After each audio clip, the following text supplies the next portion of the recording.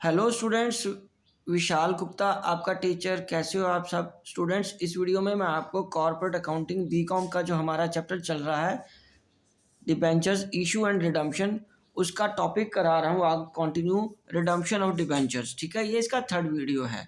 ठीक है जी, पहले इशू का, फिर एक मैं रिडम्पशन का कर चुका हूँ, अब ये तीसरा वीडियो है। और हाँ, इसी के बीच में ना एक वीडियो आपको मिल जाएगा, 3-4 मिनट का है, वो difference between debentures and shares का। ठीक है जी, तो उसको भी आप देख लीजिए। तो इसमें हम पर्टिकुलरली करेंगे sinking fund for redemption of debentures का क्या मतलब है और कैसे करते हैं वो उसको।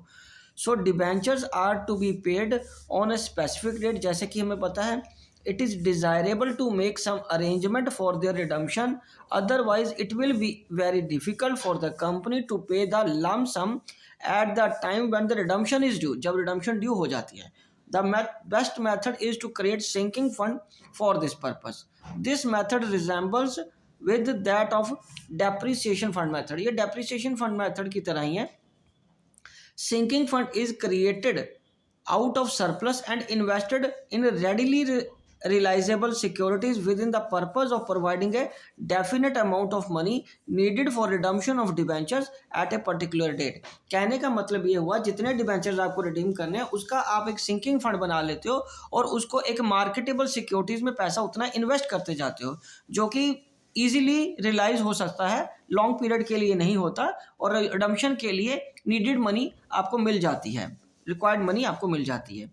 ठीक है जी, the amount kept aside out of profit and is invested in security every year accumulate, वो इकट्ठा होता रहता है और उस पर debentures are to be redeemed, the securities are sold within the sale proceed, debentures are redeemed।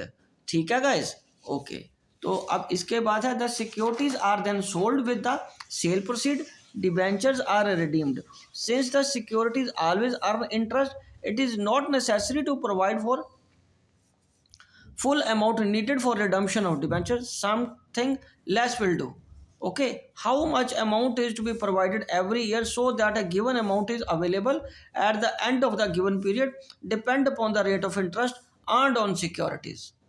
This account can be ascertained from sinking fund table. तो ये सिंकिंग फंड टेबल मैं आपको बुक से समझाता हूँ। ये मैं बुक से इसलिए गाइस समझा रहा हूँ क्योंकि ये आपके पास भी जो बुक होगी उसमें ये गिवन होगा, आपको ये कैलकुलेट नहीं करना पड़ता कहीं भी। ये सिंकिंग फंड टेबल है, ठीक है। Amount to be provided every year for accumulating rupees एक रुपये के हिसाब से ये rate of securities, interest on securities बनाया हुआ है। ये 3% के हिसाब से, ये 3.5, 4, 4.5, 5, 3 साल, 4 साल, 5 साल। ठीक है, इस तरीके से आपको ये क्वेश्चन में ही गिवन होगा, आपको अलग से नहीं कैलकुलेट करना पड़ता गाइज। ठीक है तो अब मैं आपको इसकी जर्नल एंट्री समझाता हूँ। अकाउंटिंग एंट्रीज क्या है? At the end of the first year for the amount set aside every year, surplus account debited to sinking fund और डिबेंचर रिडम्पशन फंड अकाउंट। ठीक है, इस पहली एंट्री ये होगी। बच्चे दूसरी एंट्री क्या होगी? For the amount kept aside for redemption invested in securities. वो क्या आएगा? सिंकिंग फंड इन्वेस्टमेंट अकाउंट और debenture redemption fund investment account debited to bank account. ठीक है गाइस, उसके बाद at the end of the second and subsequent year for interest received on investment, bank account debited to interest on sinking fund investment account. और दूसरा for interest transfer to sinking fund, इसके लिए क्या होगा? Interest on sinking fund investment account debited to sinking fund account. और third for annual amount set aside surplus account debited to sinking fund account. और उसके बाद चौथा क्या है? For annual instalment plus interest invested in securities, sinking fund investment account debited to bank account. ठीक है guys, और उसके बाद at the end of the last year, last year में क्या होगा guys? When debentures are to be redeemed, all the entries except entry 4, ये वाली छोड़ के, in the second and subsequent year should be passed. Entry number 4 is not to be passed as debentures are to be redeemed. ठीक है, so no investment will be made, rather securities will be sold. तो ये fourth entry अब जिस साल redeem करने उस साल नहीं होगी, क्योंकि अब वो बेचने हैं, अब इन्वेस्टमेंट नहीं करनी। बेचने मतलब सॉरी रीपे कर रहे हैं अब डिबेंचर्स। ठीक है, तो इन्वेस्टमेंट के बेचने की एंट्री आएगी, इन्वेस्टमेंट करने की नहीं आएगी। ठीक है, अब तो इसके बाद तो डिबेंचर रिडीम करने हैं हमें, तो उसकी क्या एंट्री होगी? For amount realised on sale of securities, securities बेच के कितना पैसा आएगा? Bank account debited to sinking fund investment account. ठीक है गाइस, अब इसके बाद मैं आगे आपको बताता हूँ। यहाँ पे ये आ जाएगा for profit on sale of investment. ठीक है जी, sinking fund investment account debited to sinking fund account में चला जाएगा। रिवर्स एंट्री हो जाएगी if there is a loss on sale of investment. ठीक है गाइस, उसके बाद है for amount pay to the debenture holder. ये तो आपको पता ही है, to redeem debenture, debenture account को डेबिट कर देना है, किसको पैसा चला जाएगा, पैसा बैंक से चला जाएगा, डिबेंचर खत्म हो जाएंगे। ठीक है, for balance of sinking fund transfer to general reserve account, तो ये क्या आएगा, sinking fund account debited to general reserve account. और गाइस उसके बाद क्या है, premium on redemption of debenture is transfer to sinking fund account. Any loss or gain on redemption of debenture is transfer to sinking fund as profit or loss on sale of sinking fund investment is transfer to sinking fund account. Right guys, तो यहाँ ना मैं एक ये नीचे एक आपको ये एग्जांपल दिखाने जा रहा हूँ, सॉल्व इलस्ट्रेशन है, हालांकि मैं इलस्ट्रेशन नहीं कराऊंगा यहाँ पे, मैं सिर्फ आपको ये बताना चाह रहा हूँ कि ये देखिए क्वेश्चन की लास्ट लाइन में लिखा हुआ है reference to the sinking fund table, table की वैल्यू ये गिवन है, invested at the end of the year at 5% compound interest will produce ₹1 at the end of 5 year. तो इसका मतलब ये रेट, ये जो सिंकिंग फंड टेबल के हिसाब से जो वैल्यू है वो आपको गिवन होगी, सारा कैलकुलेशन आपको उसी के हिसाब से करना है। जैसे ये देखिए फॉर 1 लाख उसने मल्टीप्लाई करके यहाँ बना दिया 18,098, ये इंटरेस्ट रुपीज़ बन गया। तो आपको ये फिगर कहीं से ढूंढनी नहीं पड़ेगी, सिंकिंग फंड मेथड वाले के हिसाब में उसमें आपको ये गिवन होगी क्वेश्चन में।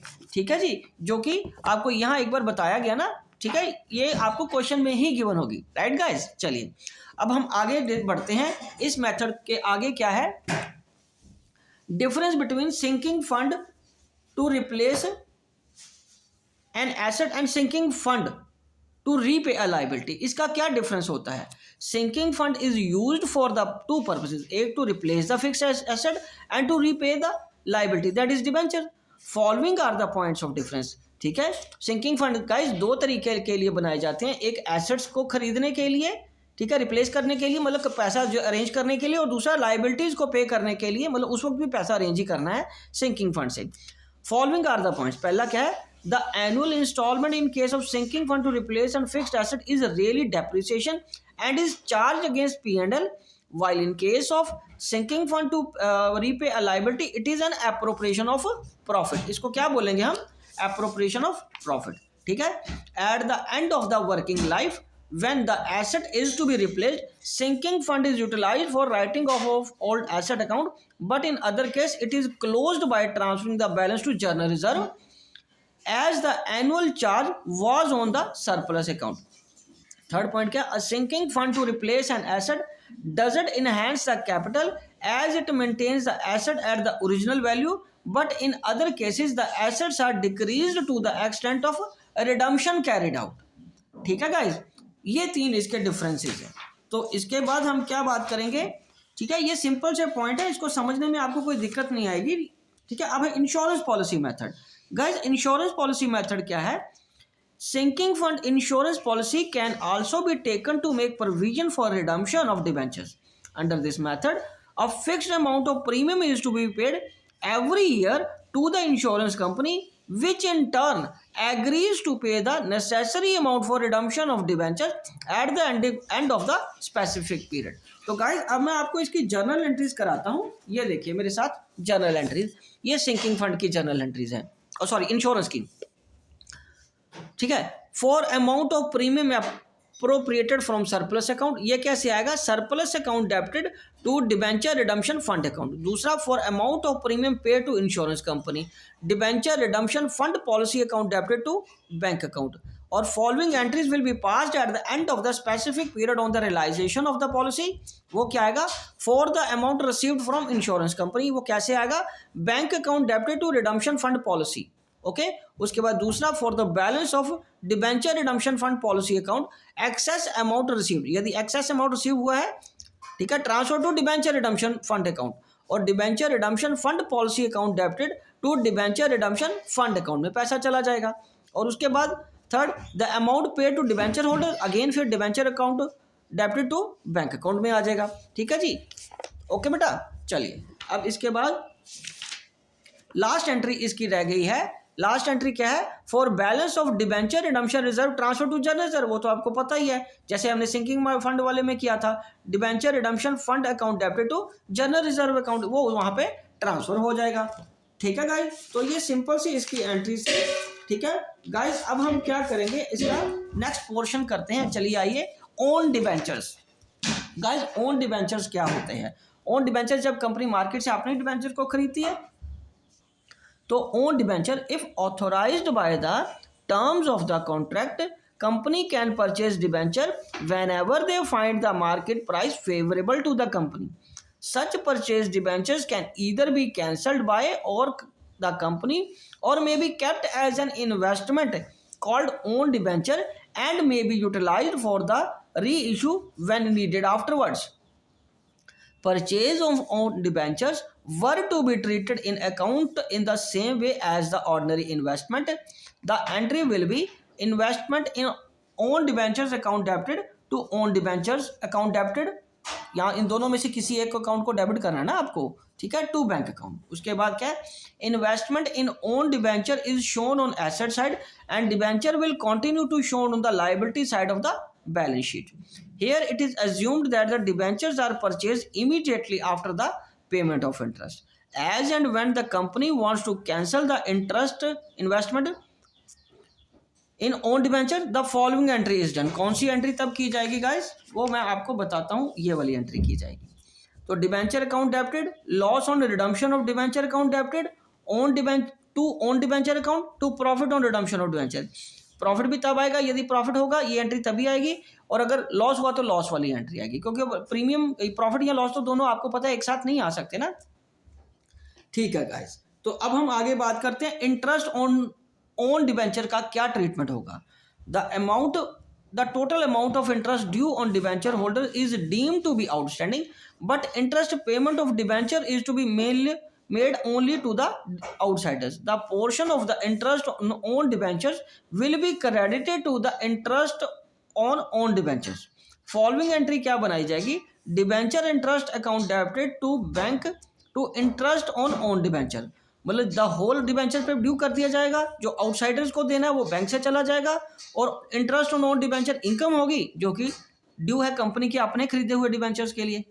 ठीक है, when there is no sinking fund, the debit balance of the debenture interest is shown in the debit side of the profit and loss account, and credit balance of interest on own debenture account is credited to the profit and loss account.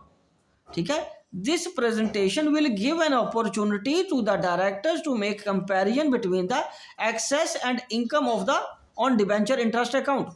When sinking fund exists, interest on own debenture is transferred to the sinking fund instead of profit and loss account. Right guys, बहुत simple सा है ये। ठीक है, चलिए अब हम आगे बात करते हैं एक्स इंटरेस्ट और कम इंटरेस्ट कोटेशंस क्या होते हैं। Right guys, it must be noted when securities are purchased sold on a date other than date of interest.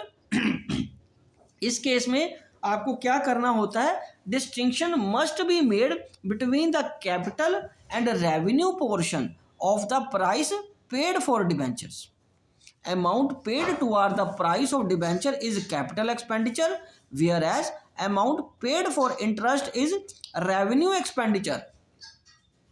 ठीक है गाइस, उसके बाद जो इंटरेस्ट है is always calculated from the last date of interest to the date of purchase और sale of securities.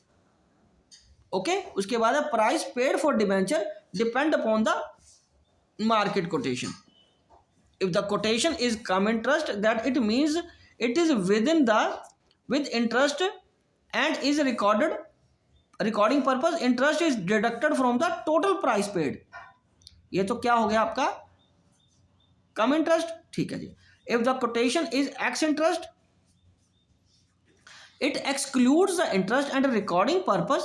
Interest is calculated and added separately to the quotation. At the time of purchasing own debenture, price paid for the capital portion is debited to own debenture account and amount paid by way of interest, that is revenue portion, is debited to the interest account.